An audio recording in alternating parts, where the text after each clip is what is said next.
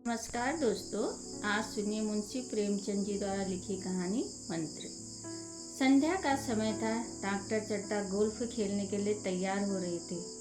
Motor द्वार पर खड़ी थी। उसी समय चार कहार एक टोली लिए आते दिखाई दिए। टोली द्वार के सामने आकर रुक गई। डॉक्टर साहब ने द्वार से ही गरज कर पूछा, कौन है, क्या चाहते हैं? बूढ़े ने हाथ जोड़कर कहा, हुजूर, गरीब आदमी हूँ, मेरा लड़का कई दिनों से बीमार है। डॉक्टर साहब ने गरज कर कहा, कल सवेरे आना, हम इस वक्त मरीजों को नहीं देखते। बूढ़े ने घुटने टेक कर जमीन पर सिर रख दिया और बोला, दुहाई है सरकार, लड़का मर जाएगा। इसने 4 दिन से आंखें नहीं खोली है। डॉक्टर चड्ढा ने घड़ी पर नज़र डाली और बोले, कह दिया ना कल आना, इस वक्त मेरे पास समय नहीं है। बूढ़े ने पगड़ी उतारकर चौखट पर रख दी और गिड़गिड़ाकर बोला, हजूर, बस एक नज़र देख लीजिए, लड़का हाथ से चला जाएगा। 6 लड़कों में बस यही बचा है, इसकी जान बचा लो सरकार।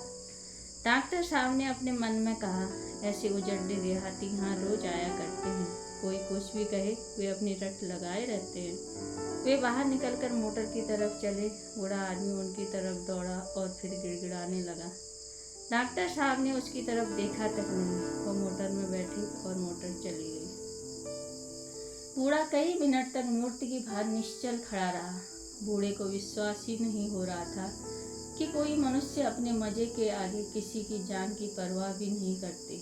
कोई इतना कठोर कैसे हो सकता है? वह पुराने जमाने के जीवों में था, हमेशा दूसरों के दुखों में उनके साथ खड़ा रहने वाला। जब तक बूढ़े को मोटर दिखाई दी, वह खड़ा एक टकटकी लगाए देखता रहा। शायद उसे अब भी डॉक्टर साहब के लौट आने की आशा थी। फिर उसने कहारों को डोली उठाने को कहा। डोली जिधर से आई थी उधर ही चली गई। उसी रात उनका हंसता खेलता 7 साल का बालक इस दुनिया से चल बसा। बूढ़े बाप के जीवन का बस एक यही आधार था। उस दीपक के बुझते ही जीवन की अंधेरी रात भाई भाई करने लगी। कई साल बीत गए। डॉक्टर चड्ढा ने बहुत यश और धन कमाया। उसका हर काम नियम से होता था, इसलिए स्वास्थ्य भी अच्छा था। उनके केवल 2 वही बच्चे थे। बेटी ब्याही जा चुकी थी और बेटा 20 साल का था। उसी के सालगिरह की पार्टी चल रही थी। कई रईस और कॉलेज के छात्र आए थे। अचानक मृणालिनी ने कहा, क्यों कैलाश, तुम्हारे सांप कहाँ हैं, जरा मुझे दिखा दो। मृणालिनी और कैलाश सहपाठी थे। कैलाश को सांपों को पालने और उनकी आदतों को अध्ययन करने का शौक था। यह विद्या उसने एक सपेरे से सीखी थी। सांपों की जड़ी बूटियां इकट्ठा करने का भी उसे शौक था। मृणालिनी ने जिद करने पर सांपों के पिटारों के पास गया और उसने बीन बजानी शुरू कर दी। फिर एक एक पिटारे से सांपों को निकालकर उन्हें गर्दन में लपेटने लगा।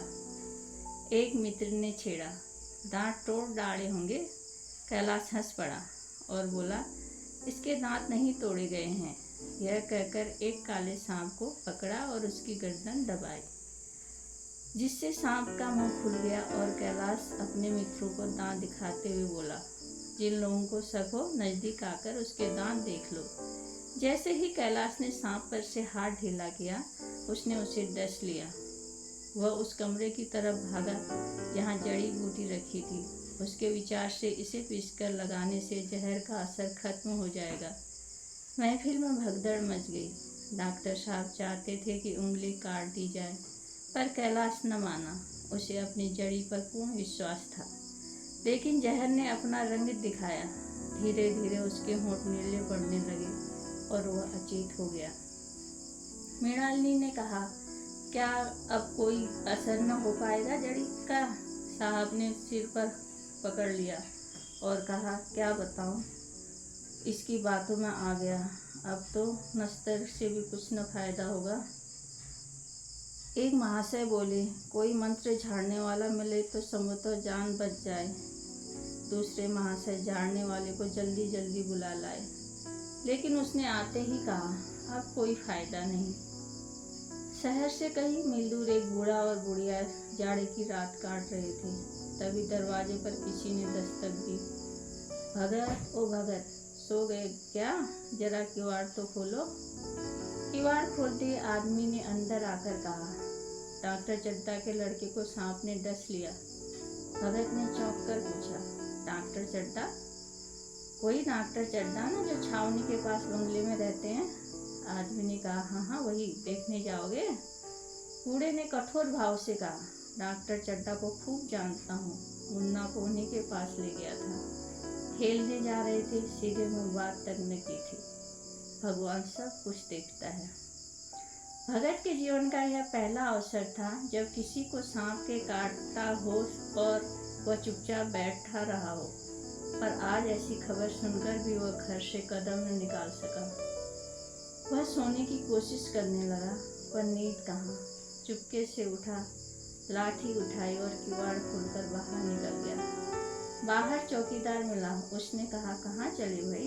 भगत बोला, जाऊंगा कहाँ, देख रहा था रात कितनी बाकी है। चौकीदार ने कहा, डॉक्टर चड्ढा के बेटे का हाल तो तुमने सुना ही है, तुम क्यों नहीं चले जाते? सुना है 10,000 देने का वादा किया है। भगत बोला, मैं तो नहीं जाऊंगा, चाहे वो 10 लाख दें, मुझे लेकर क्या करना है? कल मर जाऊंगा तो कौन भोगने वाला बैठा है? चौकीदार चला गया। भगत लाठी खट खट करते हुए आगे बढ़ने लगा। दिमाग कहता था मत जाओ, पर अंदर की आवाज़ आगे खींचती थी। उसी समय 2 आदमी वहाँ से आते हुए बातें कर रहे थे। चड्ढा बाबू का घर उजड़ गया, बेचारे का एक ही बेटा था। भगत के कानों में उस आवाज़ के पड़ते ही उसकी चाल तेज हो गई। सामने डॉक्टर साहब का बंगला नजर आया। अंदर से रोने की आवाज़ें आ रही थी। भगत का कलेजा थर थर करने लगा। कहीं मुझे आने में देर तो नहीं हो गई? 2 बज चुके थे। भगत ने द्वार पर पहुंचकर आवाज़ दी, डॉक्टर साहब। डॉक्टर साहब समझे कोई मरीज होगा। कोई और दिन होता तो दुत्कार देते, पर आज नम्रता से बोले, क्या है भाई? आज हमारे ऊपर बड़ी मुसीबत आई है, शायद 1 महीने तक किसी मरीज को नहीं देख सकूंगा। भगत बोला, आपकी मुसीबत सुन चुका हूँ भैया, कहाँ है? मुझे दिखा दीजिए, शायद ठीक हो जाए। चड्ढा ने उदास स्वर से कहा, चलो देख लो, बहुत से झाड़ फूंक वाले देखकर जा चुके हैं। भगत अंदर जाकर डॉक्टर के बेटे को देखकर बोला, अभी देर नहीं हुई है, अभी आधे घंटे में भैया उठ बैठेंगे। कहारों ने पानी भर भर कर कैलाश के ऊपर डालना शुरू किया। बूढ़ा भगत मंत्र पढ़ रहा था।